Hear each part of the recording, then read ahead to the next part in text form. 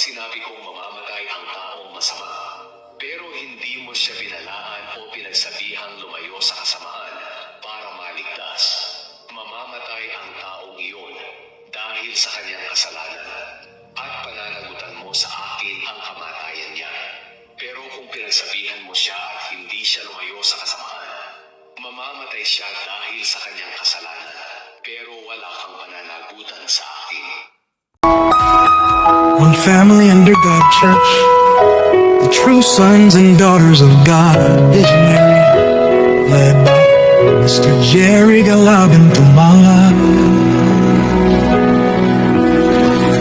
Sa programang ito, para sa isa't isa, papurit pakinggan ang salita ng Diyos Ama.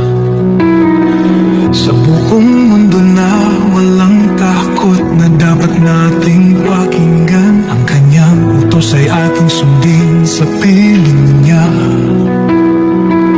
Puno ng pag-ibig sa kay Kristo Jesus, ang nagbibigay buhay na walang hanggan.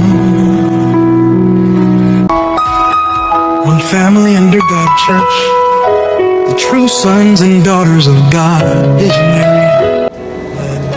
Okay, magandang araw sa inyong lahat mga kaibigan, katropa, kapuso, kawan, family, and God Church, the True Christian Missionary Fellowship.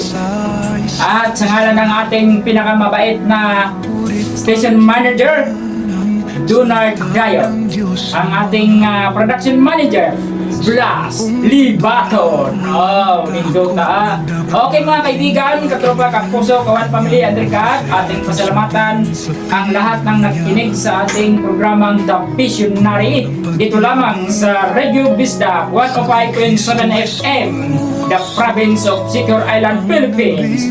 Ito po si Mr. Jerry Galabin Tumala ang magsasabing pag-usapan natin ng katotohanan dahil ang katotohanan ang magpalaya sa atin. Amen? Praise the Lord. Jigadam TV Production. Please subscribe, share, comment, like, and follow. Jagadam TV Production.